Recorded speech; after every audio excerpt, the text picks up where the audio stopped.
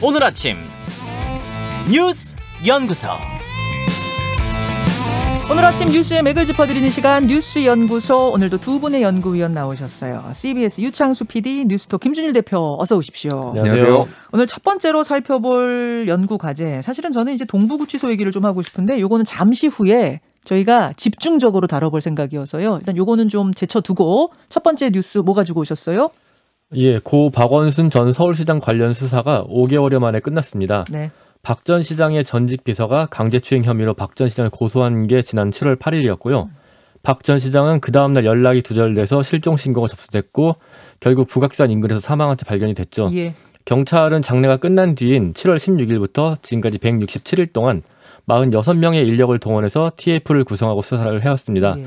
그 결과를 어제 발표한 거죠. 결론은?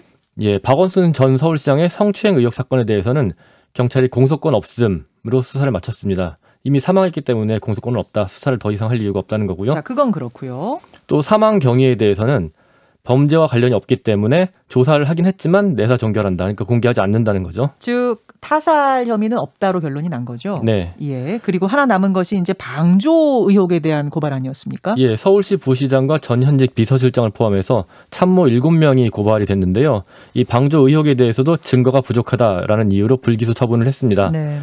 그래서 결과적으로는 5개월 넘게 수사에 매달리고도 실체적 진실은 아무것도 규명하지 못했다. 이런 비판을 받을 수밖에 없게 됐는데요. 다만 온라인상에 악성 댓글을 달거나 피해자 고소 문건이라면서 인터넷에 유포하거나 했던 2차 가해를 저지른 15명에 대해서는 기소 의견으로 검찰에 송치를 했습니다. 이렇게 결론이 났군요. 김준일 기자. 예. 사실은 이제 박원순 시장으로부터 성추행을 당했다라는 비서의 신고로부터, 전직 비서의 신고로부터 이제 시작이 된 거 아니겠습니까? 예. 하지만 그건 박원순 시장이 신고가 들어간 다음 날 숨지면서 이 사건은 사실은 공소권 없음으로 뭐 불기소 처분이 되는 건 예정됐던 일이고, 예. 그렇죠. 다른 것들은 어떻게 진행이 된 건가요? 그래서 이제 이제 성추행 방조 사건이 가장 이제 핵심이었다라고 봐야 될 것 같아요. 예, 예. 그래서 서울시 부시장을 비롯해서 비서실장들이 박원순 시장이 이 비서를 추행하는 것을 알고 있었음에도 방조를 했다. 이런 게 이제 그 고소인 측의 주장이었거든요. 피해자 측의 주장이었고. 피해자 측의 주장이었어요. 예. 근데 이제 이게 증거가 있어야 될 거 아닙니까? 그런 뭐 정황 증거나. 그래서 박원순 시장의 휴대전화를 압수수색해가지고 그 내역을 볼 것이다라고 했는데 법원이 그것을 기각을 했어요. 그게 사실 결정적이었죠. 그러니까 정황 증거, 그러니까 이게 직접 성추행을 하는 것을 보는 게 아니라 예를 들면은 뭐 부시장이나 비서실장의 어떤 방조 의혹을 보는데 왜 박원순 시장 휴대전화를 보느냐 하면서 법원이 기각한 거예요. 예. 그러니까 성추행 사건 자체를 만약 들여다보는 거였다면 핸드폰이 열렸을 수 있지만 이거는 방조 사건에 대한 수사인데 왜 박원순 시장 휴대폰을 들여다보느냐, 이게 이제 법원의 얘기였던 거군요. 그렇죠. 예. 그래서 이제 기각이 돼서 어제 이제 경찰이 그렇게 설명을 했어요. 그래서 이게 뭐 혐의 없음으로 날 수밖에 없는 이유에 대해서. 근데 이제 피해자 측이 가장 지금 뭐라고 반발하는 것은 이제 박원순 시장 사건이 이제 공소권 없음으로 뭐 이거는 예상이 됐던 거예요. 근데 무슨 일이 있었는지에 대해서 좀 설명을 자세히 해줘야지, 이래야지 이 피해자가 어떤 상황이었는지를 아는데 이렇게 아무 말 없이 그냥 공소권 없음, 불기소 이렇게 해버리면은 이게 피해자 측이 더 많은 억측과 오해를 당한다, 이런 식으로 이제 좀 반발을 하고 있는 상황이 하나가 있는 거고, 이게 어쨌든 검찰에 넘어가거든요. 불기소로 송치를 하는 건데 검찰이 재수사할 가능성도 있습니다. 그렇게 되면은 또 약간 이제 정부 여당하고 또 한 번 대립각을 세우는 그런 모양새가 좀 연출이 될 가능성도 있는 거죠. 그렇군요. 유창수 PD는 어느 부분을 주목하셨습니까? 지금 말씀하신 것처럼 관건은 검찰이 박 전 시장 참모들에 대한 그 추행 방조 의혹을 어떻게 처리할 것이냐, 재수사를 과연 할 것이냐 여부인데요. 그런데 이번에 경찰이 피해자와 피해 고발인뿐 아니라 서울시 직원 26명을 조사했다고 밝혔고요. 또 일부 참고인은 피해자와 말이 달라서 대들신문도 했다, 이렇게 설명을 했습니다. 네네. 그럼에도 불구하고 밝히지 못했다는 거고요. 또 사실 한 2주 전부터 아무 증거도 나오지 않고 있다, 경찰이 곧 수사 결과 발표할 거다, 이런 얘기가 있었는데 그럼에도 불구하고 2주가 더 지나서 발표한 건 경찰도 빈손 수사다라는 비판에 대해서 좀 부담을 느꼈기 때문에 보입니다. 그런데도 결과가 나오지 않은 이유는, 그러니까 증거 불충분을 하는 결과를 낼 수밖에 없었던 이유는 말씀하신 것처럼 그 휴대폰 포렌식을 위해서 압수영장을 2차례 신청한 게 다 기각이 됐기 때문이거든요. 법원은 박 전 시장이 제3자이기 때문에 휴대전화가 압수 대상이 되기 어렵다 이렇게 기각을 했는데 이미 2차례가 그런 이유로 기각이 됐는데 검찰이 재수사를 한들 법원 판단이 과연 바뀔 것이냐. 그러면 재수사를 한다고 해도 이득이 없기 때문에 검찰이 그 무리하게 진행을 할 것이냐. 그 부분이 좀 의문이 제기되는 부분이죠. 네. 그러니까 사실은 피해자 측에서는 우리가 이렇게 많은 증거를 내놨는데 왜 증거가 없다고 하십니까? 지금 이렇게 얘기하고 있는 거고 지금 뭐 방조 혐의를 받고 있는 분들은 뭐 서울시 관련자들이죠. 우리 있는 그대로 다 증언했다. 했는데 뭐 방조한 게 없으니까 없다고 나온 거 아니겠느냐 이렇게 되고 있는 상황인 거예요. 그런 상황이기 때문에 물적 증거 휴대폰이 중요했는데 그건 포렌식이 안 됐던 거고. 포렌식이 아주 안 된 건 아닌데요. 사망 원인을 밝히기 위해서 그러니까 타살인이 아니냐는 부분을 밝히기 위해서 그 사망 직전 3일까지만 포렌식을 했고요. 그렇죠. 그거는 이 방조 혐의랑은 상관이 전혀 없는 거잖아요. 그렇다 보니까 이 방조 혐의를 밝힐 증거는 지금까지 나오지 않은 상황이죠. 그렇게 된 겁니다, 여러분. 이제 상황을 아시겠죠? 검찰에서 수사를 한다고 하는데 사실 이렇게 박원순 시장은 뭐 지금 세상을 떠난 상태, 정확한 증거라고 할 수 있는 건 지금 경찰은 없다고 한 상태. 이런 상황에서 뭘 더 밝힐 수 있을 것인가 이런 의구심은 듭니다. 자, 두 번째 뉴스로 가죠. 정부가 어제 9조 3천억 원 규모의 3차 재난지원금 지원 계획을 발표를 했습니다. 이번 대책의 핵심은 사회적 거리두기 강화로 직격탄을 맞은 소상공인과 자영업자들에게 임차료 지원 명목 등으로 최대 300만 원의 현금을 주겠다는 건데요. 특히 올 들어 매출 줄어든 연매출 4억 원 이하 일반 업종은 100만 원. 자, 여기서부터가 좀 중요한 것 같아요. 그러니까 300만 원을 주는데 소상공인 전부 다 300만 원 이건 아니라는 거죠. 자, 어떻게 나눠줘요? 매출이 줄어든 연매출 4억 원 이하의 일반 업종은 100만 원. 연매출이 작년 같은 시기에 비해서 줄어든 곳은 100만 원. 그리고 식당, 카페, PC방, 미용실 이렇게 집합이 제한된 업종은 200만 원. 또 학원, 헬스장, 노래방, 유흥지점 이렇게 집합이 아예 금지된 업종은 300만 원을 받게 됩니다. 그렇게 단계를 나눴군요. 또 최근 영업이 중단된 스키장 내의 음식점이라든지 편의점과 주변 대여점도 집합 금지 업종과 같은 300만 원을 지급받기로 했고요. 이 밖에 특수 고용 노동자, 프리랜서, 방문 돌봄 종사자, 택시기사 등등에게 50만 원에서 100만 원 정도 지급돼서 대상 인원이 총 580만 명에 이르게 됩니다. 580만 명? 이러다 보니까 지원금 규모가 당초 3조 원 정도 예상했는데 3조 원의 3배 이상 불어나면서 재난 대응을 위해 마련한 그 목적 예비비라는 게 있는데요. 예비비의 70%를 한 번에 다 쓰게 됐습니다. 그럼 2021년 새해용으로 잡혀있는 예비비의 70%가 목적 예비비의 70%를 소진을 하게 됐고요. 그렇기 때문에 내년에 또 추경해야 되는 상황을 만드는 거 아니냐 이런 우려가 좀 나오고 있습니다. 사실은 이번에 이게 한 예산이 9조 든다면서요. 9조 3천억 원입니다. 그렇죠. 9조 3천억 원 드는데 빚은 안 집니다.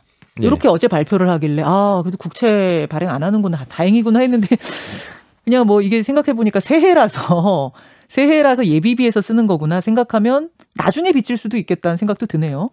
일단 뭐 이미 예산안을 잡을 때 내년에 재난지원금을 어느 정도 지급하는 것을 가정을 해놔서 지금 잡아놓은 상태예요. 그래서 그거는 약간 여유가 있다고 보시면 될 것 같고 이번 같은 경우에는 보편이냐 선별이냐 논란이 거의 없었습니다.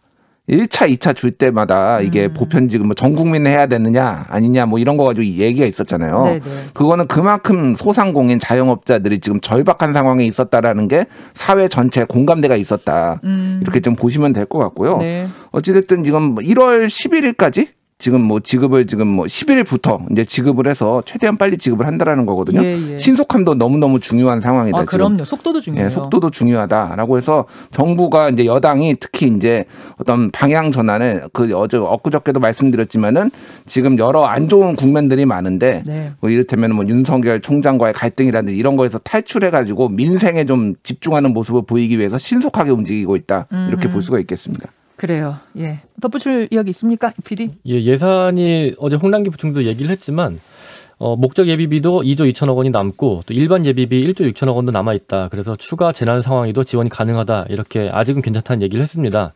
그런데 아직 새해가 시작도 안 했고 본 예산 집행을 시작도 안 했는데 예비비 대부분을 써버린 셈이기 때문에 내년에도 코로나 상황이 장기화되면은 지원금이 또 필요해질 텐데 그때 다시 추경을 할 수도 있다. 이런 얘기가 되는 거고요. 그렇기 때문에 다른 예산을 줄여서 이렇게 부족해진 예비비를 충당하겠다는 계획이 같이 마련됐어야 되는데 그 점이 아쉽다 하는 지적이 좀 나오고 있습니다. 특히 내년 예산이 558조로 이미 슈퍼 예산이라는 말을 듣고 있는데 4월엔 또 재보선이 있어서 여야가 또 지출을 늘리겠다고 주장할 우려들이 있거든요. 그래서 내년에는 재정 관리에 특별히 신경 써야 될 것으로 보입니다. 예, 자 여기까지 3차 재난지원금 얘기해서 넘어가죠. 세 번째 우리가 연구할 주제는요. 문재인 대통령이 미국 제약사 모더나의 최고 경영자 스티브 반셀 CEO와 직접 통화를 해서 코로나19 백신 4천만 도즈, 2천만 명 분량을 확보했다. 이렇게 청와대가 어제 발표를 했습니다. 네. 백신 도입 지연에 대한 비판이 많았는데 문 대통령이 직접 나서서 백신 확보 경쟁에 뛰어들었다. 이렇게 보는 건데요. 문 대통령이 해외 정상이 아니라 기업 대표와 통화하고 이를 공개까지 한 건 상당히 이례적이고요. 이례적이죠. 예, 또 이걸 주무부처인 질병관리청이 아니라 청와대가 직접 발표한 것도 네. 이제는 백신 확보 직접 챙기겠다 이런 의지를 나타낸 것으로 해석이 됩니다.